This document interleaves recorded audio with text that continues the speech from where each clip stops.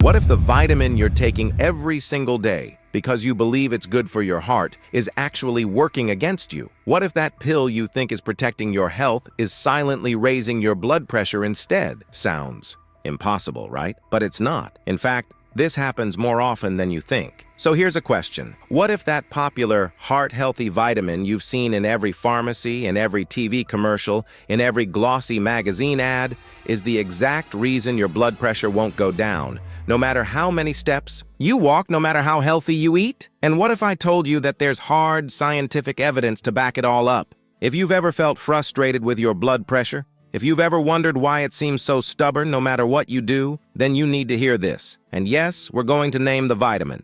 We're going to explain exactly why it backfires, how it messes with your body's natural systems, and what you can do instead, based on real research. You've probably never been told the full story, but today, you'll know it all. Stick with me, because by the end of this video, not only will you understand which vitamin is quietly raising your risk, you'll also know how to reverse it naturally and give your heart what it actually needs. Ready to rethink everything? You thought you knew about healthy supplements? And hey, if this kind of eye-opening, truth-packed content is something you value, hit that subscribe button right now. It helps you stay informed, and it helps us reach more people who deserve the facts. Let's start with something that's going to sound strange. Some things that are good for one part of the body can be harmful to another when taken out of context. This is exactly the case with calcium supplements. That's right, calcium, the mineral that's been marketed for decades as essential for bones, and more recently as beneficial for heart health. But here's the uncomfortable truth. Calcium, when consumed in supplement form, especially without the right cofactors, can actually increase your blood pressure. Why? Because your body doesn't just file calcium neatly into your bones when it's swallowed in large, isolated amounts. Instead, it can float around in your bloodstream, deposit in your arteries, and stiffen their walls. When arteries become stiff, they don't dilate as easily. And what happens when your blood vessels lose their flexibility? Blood pressure goes up. It's basic physiology. Now think about this. The same supplement that's meant to prevent fractures might be silently increasing your risk for something far more dangerous: hypertension. High blood pressure doesn't come with symptoms in the beginning, but it quietly damages your blood vessels, your kidneys, even your brain. And millions of people are unknowingly fueling this process every single morning with their calcium pill. But wait, doesn't calcium lower blood pressure? Isn't that what we've been told? Well, here's where things get nuanced. Calcium from food sources like leafy greens, nuts, seeds, and dairy is processed by your body in a completely different way than the calcium dumped into your system in a 500 milligrams pill. Food-based calcium is absorbed gradually. It works in harmony with other nutrients. But supplemental calcium, that can spike blood levels in ways that are unnatural. And here's the kicker. Several large studies have found that high supplemental calcium intake is linked not just to elevated blood pressure, but to increased risk of heart attacks,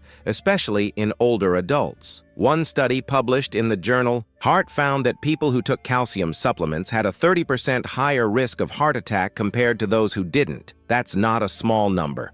And yet, this isn't headline news. Why?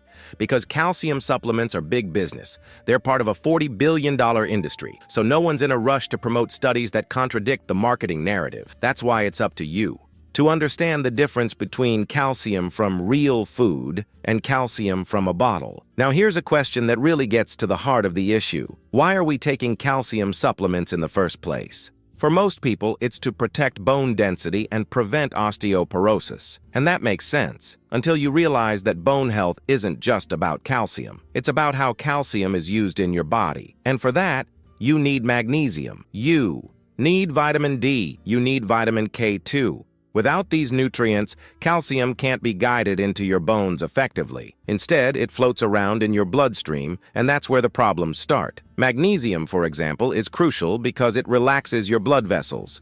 It's a natural calcium antagonist. Think of calcium as the muscle contractor and magnesium as the muscle relaxer. They work in balance, but most Americans are deficient in magnesium. So what happens when you dump calcium into a magnesium-deficient body? You get tighter vessels, more constriction, more pressure, and vitamin D? Yes, it helps with calcium absorption. But if it's not paired with vitamin K2, that absorbed calcium may still end up in your arteries instead of your bones. K2 is what activates the proteins that shuttle calcium away from soft tissues and into your skeleton. Without it, you could literally be calcifying your arteries with every heart-healthy supplement you take. Let that sink in. And here's another surprising twist. A study in JAMA Internal Medicine followed over 270,000 men and women for more than a decade. They found that calcium from food did not increase heart disease risk, but those who took high-dose calcium supplements had a significantly higher risk of death from cardiovascular causes. So the message is loud and clear. Context matters. The source matters. And your body knows the difference. Now let me ask you something. Do you know how much calcium is in your multivitamin? Have you ever checked? A lot of people don't realize that many all-in-one supplements contain 500 to 1,000 milligrams of calcium per serving, often as calcium carbonate, one of the least bioavailable forms. Your body struggles to absorb it, which ironically means more of it stays in your blood, circulating, stiffening, calcifying. So if you've been experiencing stubborn high blood pressure, even though you're eating clean, exercising, watching your salt intake, maybe it's time to turn your attention to your supplement shelf, because calcium overload could be the hidden culprit you've never considered. Now here's what's really empowering about all of this. You don't need to throw away the idea of strong bones or a healthy heart. You just need to rethink the tools you're using. If you want real, lasting results, you have to focus on nutrient synergy. Think about your body like a symphony. Calcium might be one instrument, but it needs the rest of the orchestra to play in harmony. So what can you do instead? Start by getting your calcium from food. Leafy greens like kale, bok choy, and collard greens are loaded with calcium. And unlike supplements, they come with magnesium, potassium, and vitamin K1. They also don't spike calcium levels in your blood. Dairy products like plain Greek yogurt or aged cheese, if you tolerate them, are also good options. Sardines and salmon with bones, fantastic calcium sources, and they come with vitamin D and omega-3s. Then, focus on restoring balance. Most people need more magnesium, found in almonds, pumpkin seeds, spinach, and dark chocolate. You may also want to consider magnesium glycinate or citrate in supplement form, especially if you're under stress or not sleeping well. And don't forget vitamin K2. This one is harder to get from diet alone unless you're eating natto, a fermented soybean dish popular in Japan. Otherwise, a quality K2 supplement, especially MK7 form, can help ensure calcium goes where it's supposed to. Also, movement matters. Weight-bearing exercise helps shuttle calcium into your bones naturally. Walking, strength training, resistance bands, it all helps build bone while keeping your arteries flexible. And here's a final thought to really drive this home. Health isn't about single nutrients. It's about systems. When we try to shortcut nature by isolating nutrients and dumping them into our bodies without context, we create imbalances. And imbalances are where disease begins. So if you've been trying to do the right thing, if you've been faithfully taking your calcium because you were told it was good for you, please know this. Your intention was right. Your effort matters. But now you have better information. Now you can make a better choice. If you're over 50 and your joints ache when you get out of bed, go upstairs or just try to enjoy a walk. It's not your age, and it's not your fault. The real issue? Your body's running out of a natural substance that cushions your joints like a shock absorber. And most supplements out there, the glucosamine, collagen, all of it, don't fix this. But now, researchers have discovered a breakthrough that can actually restore what your joints are missing. And people in their 60s, 70s, even 80s are seeing real relief. If you're feeling stiff, sore, or weaker lately, stop guessing. Check the link in the pinned comment now. Here's where things get even more interesting. You already know that calcium supplements can backfire, but what's not often talked about is how they can quietly sabotage the very thing they were supposed to protect, your heart. Because once that extra calcium starts building up in your arteries, it's not just a matter of stiffness or high blood pressure. It can actually lead to something called vascular calcification, a condition where calcium builds up in the walls of arteries and turns them rigid like bone. Imagine this for a second. Your arteries, which are supposed to be flexible, elastic highways for blood flow, start turning into tiny pipes of cement. They lose their ability to expand. They stop responding to changes in pressure. And worst of all, you may not feel a thing until something serious happens. That's the danger of silent damage. It doesn't show up on your radar until it's too late. And this isn't some rare condition. A study in The Lancet reported that vascular calcification is present in up to 90% of men and 67% of women over the age of 70. That's not a fluke. That's a pattern, and it's one that aligns closely with calcium supplementation trends, which skyrocketed in the late 1990s and early 2000s. But here's something they don't tell you in the pharmacy aisle. This calcification isn't just limited to the heart. It affects the kidneys, the brain, even the microvessels in the eyes. It's systemic. It's progressive, and once it starts, it's very hard to reverse. So what's the lesson here? It's not that calcium is bad, it's that how you take calcium matters. And more importantly, whether your body is in a state to use it properly. Because if you're deficient in magnesium, vitamin D, or K2, and most Americans are, then even a modest calcium supplement could begin tipping the scales in the wrong direction. Let me ask you this. Have you ever had your magnesium levels checked? Your K2? Most doctors don't routinely test for these, yet they're absolutely critical for calcium metabolism. Without enough magnesium, your body can't activate vitamin D. Without vitamin D, your gut can't absorb calcium. And without vitamin K2, that calcium can't get into your bones where it belongs. It's like trying to mail a letter without a stamp or an address. It just ends up in the wrong place. And speaking of vitamin D, there's another catch. High-dose D supplements, if taken alone without K2, can also increase calcium absorption to a dangerous level.